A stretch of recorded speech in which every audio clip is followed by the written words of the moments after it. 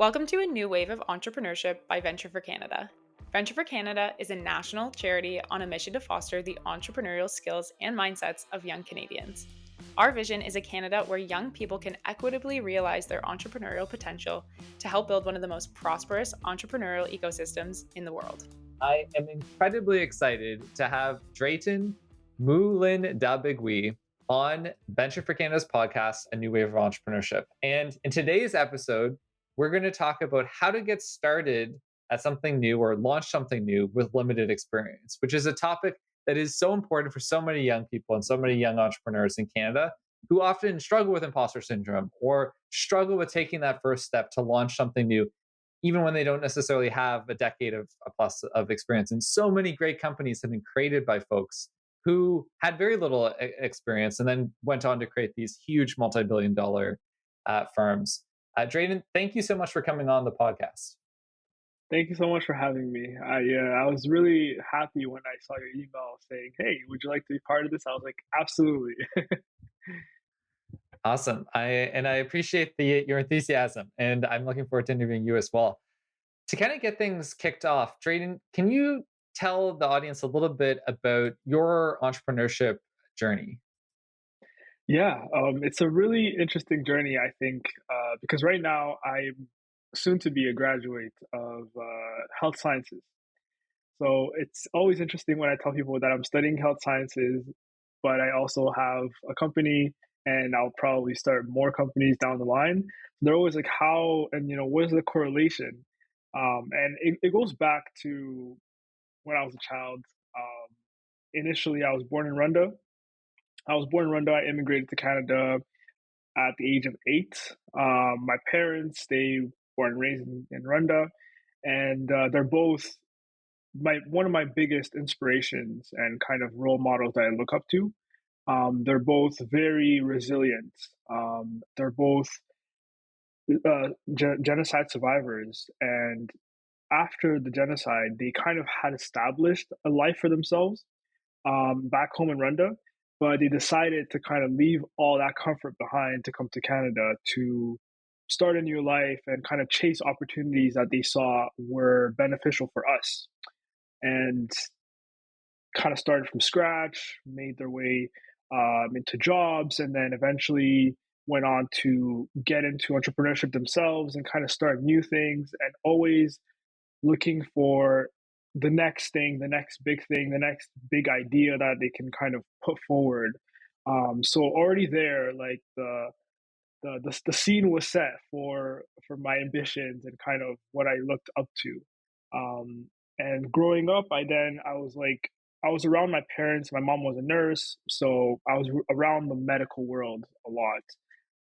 And I think back then my view of like the world was that medicine and becoming a doctor was like the the big ambition, and that's where I think my passion for medicine, but also my passion for achieving a grand vision was what was created. I then pursued uh, health sciences and in the hopes of getting into medicine and becoming a doctor down the line. But in first year, I was hit with this realization that I had all these great ideas for multiple things that could help solve some sort of societal issue, and I realized that there wasn't anything out there where I could funnel my ideas through or find a group of people to work with and kind of develop these ideas, these innovations,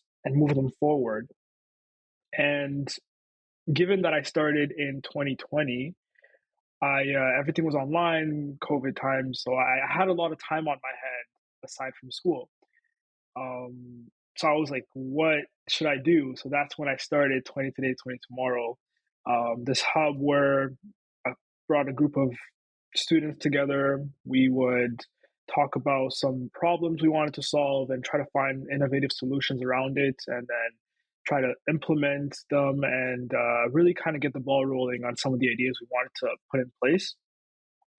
And that was such a fun journey for me. I really enjoyed that. I really enjoyed the company. I enjoyed what was being created. I enjoyed that it wasn't linear, that there was multiple different angles to it, and that there was so many things involved in solving issues and in developing innovations. And that really awakened this passion I always had for creativity, and I really loved that idea, and I wanted to pursue it. So then I kind of looked at, oh, well, I'm in health sciences. Like, do I really feel like I want to go and pursue medicine and become really, really, really in this focused field of medicine? And I realized that that was not necessarily my path. That I wanted to explore multiple different things. I wanted to work in multiple different industries, and I would say that that was my first introduction to entrepreneurship and what that gives and what that entails and how you can basically build anything you want and do all these multiple different things all at once. So then after that, I moved on to creating the Novas Group, which was a bigger vision from 20 Today, 20 Tomorrow, where we had a good base in terms of developing ideas, but I was like, I want to do more and I want to add more things. I want to be able to give people more well rounded solutions. So then we created the Novas Group, and that is so far, that's where my entrepreneurship journey has led me. That's such a wonderful overview of your life so far, and I'm sure a lot more entrepreneurial things to come. I think a key part for young people in launching new ventures is Mhm. resilience. And you talked about the resilience of your parents, of them being genocide survivors, of them immigrating to a new country, and all these Mhm. different periods of time where they had to overcome adversity. Yeah. Zooming in on that a little bit, what are some specific ways that you learn resilience from your parents? Can you kind of zoom in to kind of beyond resilience at a high level? Like what Yeah. are specific ways that you learn resilience from your parents? Yeah. I think as a kid, you don't really think about these things because in a sense, they don't necessarily let you kind of experience that struggle that you're going through. But it's only when you get older that you realize that coming to Canada, for one, is a big struggle. And there's so many different hurdles and so many different things that go into immigrating to a new country.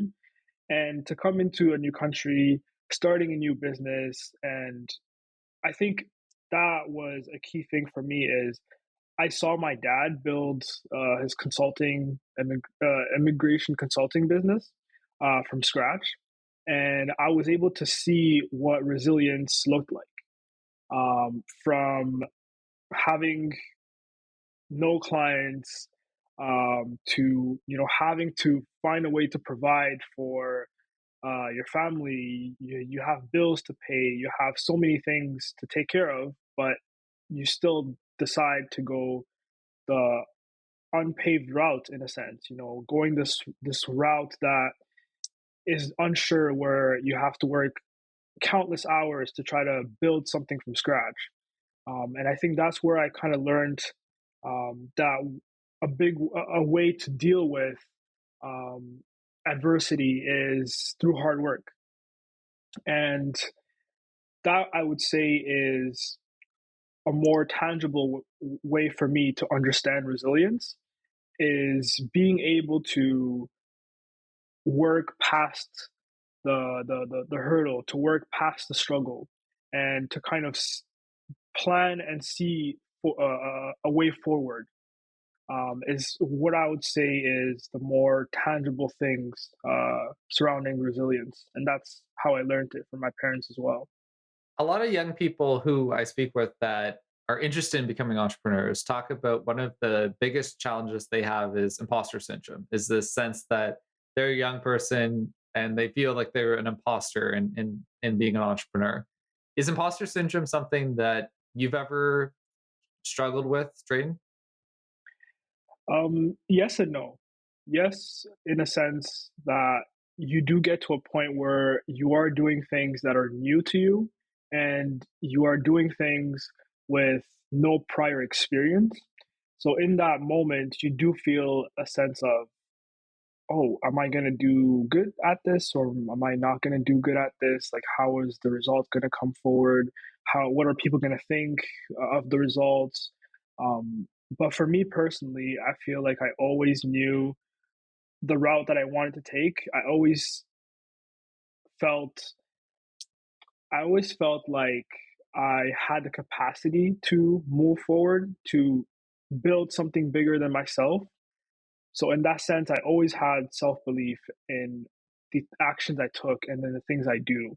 It's more of the lack of experience that kind of comes into play, and then it's up to me to kind of figure out what do I do with that feeling of lack of experience. And most times I just turn to resources. I turn to what are some of the things that I need to learn to get ready for this? What are some of the things that I need to do to make myself feel confident? Who do I need to talk to? Who do I need to connect with to really feel more confident in the actions that I take? But I feel like for me, self belief has always been something I had inside of me. And I think it's a big, big, big thing to work on when you're getting into entrepreneurship, especially at a young age, because it's a world full of people needing to trust people and people needing to believe that you'll deliver on some of the things that you say you'll deliver on.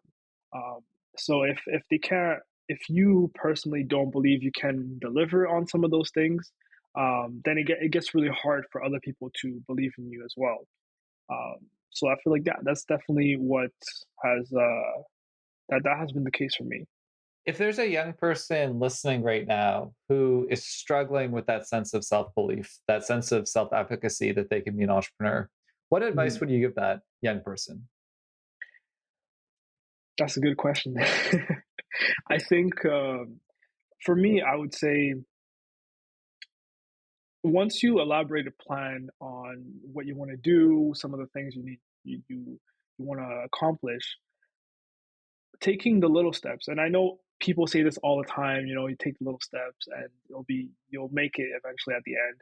But finding ways to make those big dreams and big ambitions into very, very small, achievable steps allows you to kind of digest it slowly, right? So if you set a goal for yourself to, register your business by this date, and then you end up registering your business that date, starting the social platform, all these little steps will slowly kind of get you to a level where you feel more capable. And the more people reciprocate with some of the small steps you make, the more confident you'll become over time. So I feel like it's not something you can wake up and say, "Oh, I'm super self confident," and it just happens and it works. But it's a matter of setting those little kind of goals and those little things that will allow you to gain confidence over time. So kind of going at it head first, trying multiple different things, and then slowly kind of you'll slowly get wins, and those wins will help motivate some of the other things that you're trying to do, and then over time, it will give you the sense of self confidence. Yeah. Another area that a lot of young people struggle with in terms of entrepreneurship is coming up with ideas. What advice do you have for young entrepreneurs on how to come up with business ideas? Oh, that's a really good one. Creativity is a strong passion of mine. I believe it is everywhere and is in everything, and really the key I found for me was convincing myself that my ideas mattered. So what I would do is I have this note, like this one note in my phone where it's just a list of a bunch of ideas I've had over these years, and it really just started with one idea, and then two, and then three, and then four. And I feel like over time, what that has allowed my brain to register is that my ideas matter, and therefore I constantly kept thinking of more ideas. So I feel like writing down ideas, as simple as it sounds, really does help. When you have anything from I want to paint my room this color. You write it down, your mind registers that, oh, like we're in creation mode and this is something that we want to keep doing. And I feel like something does snap in your mind, and over time you find yourself coming up with even more and more innovative and creative ideas. And it just gives you the kind of confidence that you need to build ideas. I don't think it can happen overnight. I think it's something you kind of have to train yourself into doing, just like someone trains themselves into painting or drawing or any creative action. It really is something to train yourself in. But slowly, just noting your ideas down, I feel like over time develops a habit of developing ideas, and then eventually you will fall on an idea that matches with an opportunity, and then that's where magic happens. A lot of young people too can sometimes struggle with coming up with the ideas. And I love, by the way, I love that advice about just writing ideas down. It's Yeah, something I do as well, and I just find it is such a good thing. And it's kind of like as soon as the idea comes, write it down because at yeah, least for me, sometimes I can forget yeah, about it. yeah. What advice do you have for young people on how to come up with new ideas? Um, that's an interesting one. Inspiration, I think, is a hard one to talk about because there's multiple different things that can inspire people. There's multiple different things that can cause something to spark and an inspiration to happen. Uh, but something for me in my personal experience that has helped me come up with ideas and kind of inspire myself to develop ideas has been reading, music, and time alone. I feel like time alone has been a big one for me where I sit by myself, I journal and I write about just things in general. And I feel like setting time aside to reflect on your life, on um, just the world outside, gives you that space to create. And I feel like you're kind of inviting the ideas to come to you by setting some time aside to think. Um, so I feel like that has been a personal one for me that has helped me a lot with developing and kind of getting that inspiration to come up with ideas. And I feel like it's definitely something that's hard nowadays, setting time aside for yourself just to think, because you're always doing something, you're always on the move, you're always going somewhere, you always have plans, you always either you're on, even when you're by yourself, you're usually on your phone or doing something. But I feel like really setting that time aside for just you, yourself, and your mind to think is a big driver for ideas. I love that. It is something that's so important and very difficult sometimes in the modern world. Do Yeah. you like time block? Like, will you put in your calendar specific time for reflection? I used to do that a lot, especially when I first started this whole journey. I used to do that a lot, where I would just take. Sometimes it wasn't even um, specific times of days, but it was like long period of days. Sometimes I would do like weekends, and there's actually this thing that I used to do. Um, Super funny. I used to take the weekend off, so I would be like off, so like phone, any kind of devices. I would be off of all devices. I wouldn't talk. I wouldn't talk for a whole weekend. I would be just wake up, eat, meditate, and just time for myself to think over a whole weekend. At first, it was really hard, but I feel like that allowed me to develop this like internal uh, way of thinking where my mind, I can actually hear my thoughts and I can hear some of the ideas that I have. So that definitely did sharpen my mind a bit. But yeah, that's kind of one way I used to do it. Now I just, it's usually in the evening times when right before bed I try to like, not get on any devices or anything. I just set time aside to be by myself. But yeah, A lot of education theorists say that there is no learning without reflection. yeah, And think of that when your Yeah, response. definitely, definitely, absolutely. I also think too of something. I don't have a formal structure necessarily to reflection. Although I certainly spend a fair amount. I do yoga like a couple times a week. Often I Oh, find I okay. reflect while running, and Oh sometimes yeah, too. running, definitely. Yeah, running's great for reflecting. I actually find it doesn't clear my mind, but it clarifies the mind sometimes. Yeah, okay. Oh, that's a good one. That's a good one. And yeah, for me too, sometimes just laying. Like there's this TikTok trend was like hurdle durdle or something. We're just like lying in bed and Yeah. just like laying and just like not doing anything and kind of thinking. And sometimes I find that can be really powerful. Oh yeah. On that point of starting new ventures, something that a lot of young people also view as like a barrier to getting started is the initial kind of capital to just launch like an idea. And it can scare off a lot of people to say, oh, I can't do that. I don't have the capital or access to capital. What advice do you have for a young person who is maybe interested in being an entrepreneur, Mhm. but they maybe don't have access to capital? What advice do you have to that person in terms of how to get started? Well, that's a really good one too because, I mean, initial capital is everything.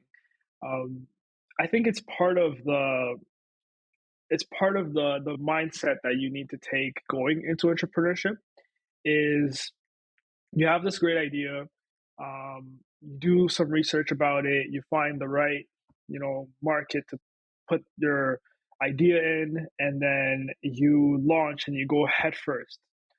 Um, for me, this has allowed me to kind of defeat all the hurdles step by step because I went into it, no experience, nothing, just this idea, and I knew people would reciprocate with it, and I just launched it head first. So then the first hurdle you reach is, okay, how do I find funding?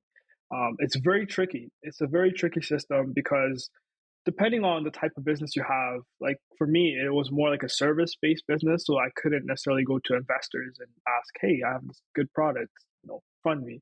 Um, but it was about finding creative ways to kind of defeat the hurdles step by step because the initial capital phase is is important, but it's also what's going to determine the rest of your venture, right?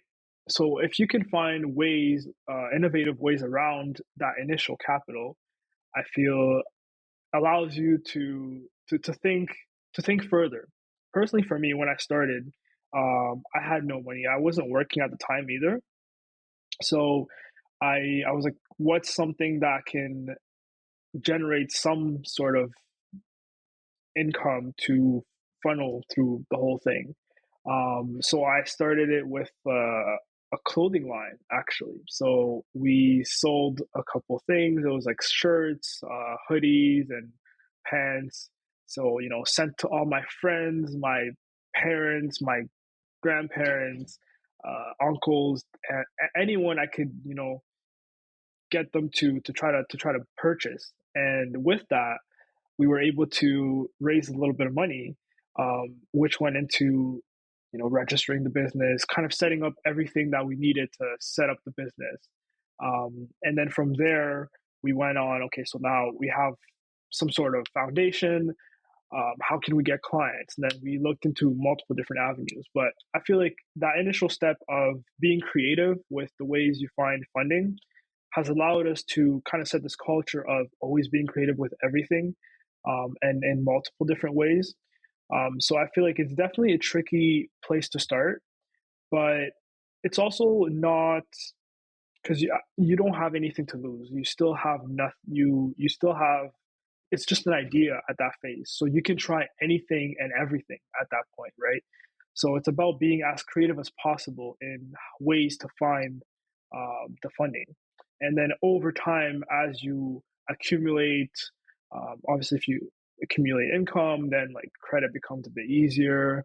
Or if you gain more experience, then you can work with bigger people, and then it becomes easier as you go. But that first initial is really being creative around how to find your resources. There's also multiple different programs available. I know after we had the money from the clothing line and we launched, we were able to get into this program with Invest Ottawa, a local nonprofit here that kind of supports businesses. And then that allowed us to get some extra funding to do other things, and then start our first projects, and then eventually we're able to get sponsorships for some of the projects we were running. So it's really about being creative and making that first step with anything. Yeah, I think a lot of the times people underestimate the different kinds of creative ways at their disposal to generate a little Yeah, bit of income for that yeah, initial idea. I love that idea of selling merchandise, of selling clothing at the beginning to generate that initial income to get going. And I think of all the tech startups that VFC supported and I've gotten to know over the years. And so many times they struggle because they say, oh, we don't have the income to cover hmm the product. But I've seen some scrappy entrepreneurs who will be like, okay, I'm going to launch like a consulting little business to then like yeah, fund the product. Or and in general, a lot of the times it's like a services type hmm sort of setup. But it reminds me a lot of your experiences as an entrepreneur, and that's definitely a lot of grit that you've demonstrated. Another barrier that a lot of young people have is just networking. A lot of young people, if you're by the nature of being young, have a limited professional network. And if they do professional network, a lot of times it's other young people who yeah. also don't necessarily have the connections or access to social capital that Yeah. is needed often to build a business. What advice do you have for young entrepreneurs on how to get started and how to build a network to help you get something off the ground? Oh, networking is a big one for anything you want to do, really. And getting started is, I feel like for me, it was definitely scary at first, because you're getting into this world where you don't know anyone, you don't know anyone that knows anyone, and you're kind of putting yourself out there, and you're opening up about some of the things you want to do, some of the ideas you have in mind, and you never really know how people are going to reciprocate um, what you give.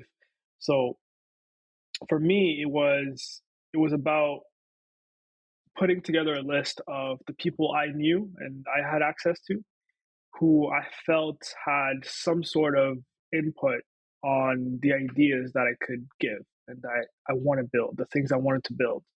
And out of that list, definitely a lot of them didn't have the connections or didn't have the knowledge that I initially thought they did. But I was able to find a couple people, two or three people, who were like, "Oh, I actually know someone who can help you with that." And some were like, "I actually know a program that can help you with the launch of your business," which is actually how I found out about the Invest Auto program. Um, so I feel like starting very small and starting with the people you already know is a big plus. Whether you're a student, you have teachers, you know someone who definitely knows someone else. Um, so starting with the people that are directly connected to you, people you already know, um, and then kind of going from there, because they will introduce you to other people. And then once you kind of get the ball rolling and you're connecting with that first person or that second person, a big advice I would give is, be open, because there's a beauty in being young and being like kind of inexperienced. Is because you can approach people from like a mentor perspective. You can approach people and say, "Hey, I'm thinking of starting this. What's your advice on this?" And people love giving advice, so people will connect with you just to give advice and just to see if there's any ways they can help, especially being that you're young. So kind of utilizing that young and student lens too, if you can, um, to get access to all these different opportunities and present yourself, get in front of those people. Don't be shy to express some of the things that you want to learn. I know some people don't necessarily see that as a good way to go about things, because they might think that, oh, they're gonna say I'm inexperienced, or they're gonna think a certain thing of you. But being honest about your skills, I think, is a big plus. Going into the conversation being, hey, I feel like I'm not really good with finances. I think this is something that I'm going to need when I develop my business. What's some advice, or what are some of the things that you've done? And then, boom, creates a connection. And because they see your growth, then you have a long-term relationship building with them. So really being honest and connecting with the first people whoever in your circle, and kind of building that slowly, compounding your network over time, I feel, is the way to get through the networking hurdle. Albert Einstein once said that the most powerful law of the universe is compound interest. And I think the same applies to compound Exactly. relationships. Yep. A lot of people, not just young people, struggle with social anxiety and in different ways. Even certainly myself at different points. This podcast, by the way, has been a good way to be less afraid of talking to Yeah. people. What advice do you have for a young person who maybe is a little socially anxious on how to get out of their comfort zone and build those kinds of relationships? Well, that's a really interesting question, because I actually, I might, if I say this, people will think that, like, they won't believe me because of like how I've kind of developed myself over time. But I think I'm this shy person, internally, where as a kid I was very shy, I was very introverted, and I kind of kept to myself. And over the years, I don't know exactly when the shift happened, but there was a time where I realized that for me to get what I want, I really needed to put myself out there. I needed to talk to people. I needed to introduce myself to people, and I needed to get out of my comfort zone and do things that I didn't usually do. Um, so I feel like when we think about social anxiety, and we think about going to talk to people, especially if you're someone who likes to keep to yourself, it feels like a huge burden, and it feels like something something larger than yourself sometimes. Um, but kind of taking those little steps as you go, and taking those steps strategically, is even better, because you can talk to people, and it'll be hard if you try to introduce yourself to someone with no prior conversations, or nothing to kind of bond over. But if you approach people with the goal of, let's say you want to gain some sort of knowledge from them, or if you have a specific goal when you approach people, I feel like it'll ease you into conversating and talking to people. And especially when you build your network, you have a certain goal in mind. You're connecting with that person for a specific reason, so utilizing that as a driver, to kind of overcome that uncomfortability of connecting with people, I feel has been a big one for me. But I feel like it's also good advice for young people who suffer from social anxiety. The more that somebody goes out of their comfort zone and talks with different people, the more that the fear dissipates, in my experience. And that's kind of part of Absolutely. your answer. Absolutely. In this interview, we've talked about how sometimes a lack of experience can be a barrier to launching something new, but it can also be an asset in different ways. How do Yeah. you think a lack of experience can potentially put young entrepreneurs in competitive advantage? For one, when you're in that position, you're definitely underestimated. People underestimate you. Um, and I don't think it's unfounded. I think it's just a natural thing that we do as humans. Is the more experience you have, the better you're at your craft. So the younger you are, the less experience, the less the less sure we are of the kind of value that you can create. So this puts you at a really interesting place, because if you do find that person that trusts you to deliver on the value that they hope you can create, um, you will almost every time over exceed their expectations, because they already underestimate you, because they don't see the value you can create.